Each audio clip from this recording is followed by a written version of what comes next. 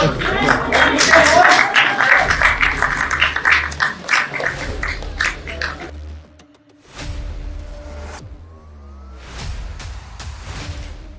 Model of governance या आम आदमी पार्टी ऑफ पॉलिटिक्स क्या है?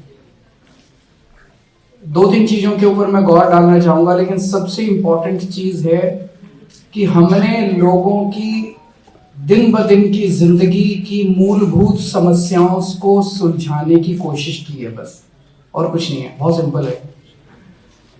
आपको बच्चों को शिक्षा चाहिए, बीमार हो जाए तो अस्पताल चाहिए, महंगाई हो गई थोड़ा सा कोई सरकार मदद कर दे, बिजली फ्री कर दे, पानी फ्री कर दे। इन मूलभूत समस्याओं को हमने समाधान करने की कोशिश की है। और ये हमने क्यों किया? हमारे से पहले किसी ने क्यों नहीं किया? 75 साल हो गए देश को आजाद हुए, हमारे पहले इतनी पार्टियां आई, इतने नेता आए, किसी ने नहीं किया। तो मैं थोड़ा सा इसमें डेटा एनालिसिस वो सारी तो आपको किताब में मिल जाएगी। मैं इसके पीछे की कुछ कहानियां आप लोगों के साथ शेयर करना चाहूंगा। ये स्टेज पे जो लोग बैठे हैं, और कुछ लोग ऑडियंस में बैठे हैं और कुछ लोग शायद इस हॉल में नहीं है, ये वो लोग हैं जिन्होंने पूरा दिल्ली मॉडल ऑफ गवर्नेंस कह लीजिए या आम आदमी पार्टी ऑफ पॉलिटिक्स के जिम्मेदार हैं। और इनमें सबसे पहले मैं मनीष सिसोदिया से मिला था। मैं जब इनकम टैक्स डिपार्टमेंट में काम किया करता था, तो इनकम टैक्स डिपार्टमेंट में उन दिनों में मैं असिस्टेंट कमिश्नर था, तो डिप्टी कमिश्नर हो गया था। डिप्टी कमिश्नर एक मिडिल क्लास एग्जिस्टेंस होती है।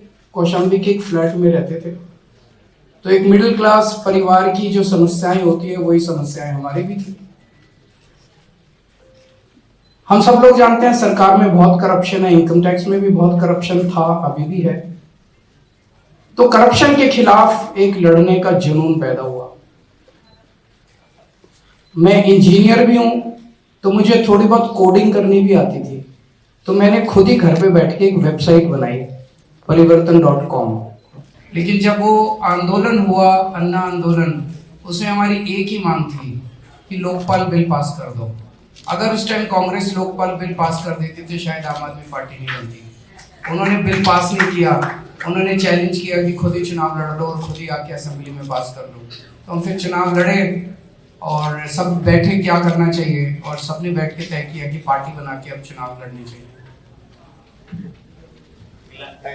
One more question. इससे पहले किसी ने नहीं किया। मैंने बताया पहले 65 साल में 62 फ्लाईओवर बने, हमने 38 नए फ्लाईओवर ऐड किए। हमने महिलाओं की सुरक्षा कह लीजिए या अपराध कम करने, हमने 4 लाख स्ट्रीट लाइट्स लगवाई, जबकि हमारे से पहले 66,000 स्ट्रीट लाइट्स लगी थी। हमने 3 लाख सीसीटीवी कैमरे लगाए, जबकि उसके पहले लगभग नेग्लिजिबल सीसीटीवी कैमरे थे दिल्ली की सड़कों के ऊपर, which is the highest in the country. 10,000 kilometre की सड़कें बनवाई, 6800 किलोमीटर की सीवर लाइंस डलवाई। सो मुझे नहीं पता, आपको उनको समझाना पड़ेगा कि वो आम आदमी पार्टी को वोट दें। ओवर सिंप्लीफिकेशन, क्योंकि पहली चीज तो अब 24 घंटे बिजली, आपके रिलेटिव दिल्ली में रहते हैं, दिल्ली में उनके 24 घंटे बिजली आती है, तो उनसे पूछना कि उनकी पार्टी के किस राज्य में 24 घंटे बिजली आती है। एक राज्य में आती है, गुजरात में 30 साल से उनकी सरकार है, फिर भी वो 24 घंटे बिजली नहीं दे पाए। तो कुछ तो अच्छा किया ना, उनको भी फायदा हुआ 24 घंटे बिजली का, है ना। 8-8 घंटे के पहले पावर कट लगते थे दिल्ली में। दूसरी चीज, अगर अच्छे सरकारी स्कूल हो गए और इस देश के गरीब बच्चों को अच्छी शिक्षा मिल गई, इससे बड़ा राष्ट्र निर्माण का काम कोई हो सकता है? बताने की आपने कोशिश किया है। देखिए, दिल्ली मॉडल ऑफ गवर्नेंस आज देश भर में इसकी चर्चा हो रही है। ये इसलिए हो रही है कि जो चीज़ें जनता या देश की जनता समझती थी कि कभी भारत में हो ही नहीं सकता था, वो दिल्ली में पिछले 10 साल में हुआ है। जैसे कि सरकारी स्कूल क्या प्राइवेट स्कूल से बेहतर पढ़ाई दे सकते हैं?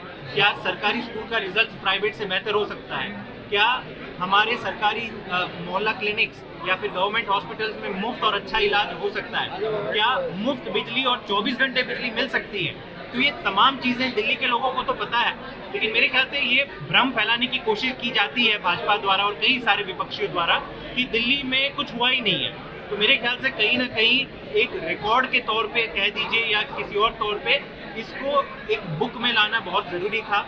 सारे आंकड़ों के साथ मैंने एकदम ऑब्जेक्टिव और पॉलिसी और फैक्चुअल किताब लिखी है और मैं उम्मीद करता हूँ कि इससे एक इन्फॉर्म्ड कॉन्वर्सेशन होगी। मैं नहीं कहता कि सारे लोग आम आदमी पार्टी के वोटर हैं वही इसे पढ़े, नहीं। अगर आपको देश से प्यार है, अगर आप चाहते हैं कि भारत एक विकसित भारत बने, तो इनके इसमें जो आइडियाज़ लिखे गए हैं उसको आप पढ़िए और आप कंपेयर कीजिए कि कौन से ऐसे राज्य में ये काम हो रहा है। कितना समय लगा है और हिंदी ट्रांसलेट कब तक इसकी मार्केट में देखने के लिए मिलेगी? इसको कुल मिलाकर मुझे करीबन 2 साल लगे हैं ये रिसर्च करते हुए, लिखते हुए। मेरी पहली किताब है तो उम्मीद है कि अगली बार अगर कुछ लिखूंगा तो कम समय लगेगा।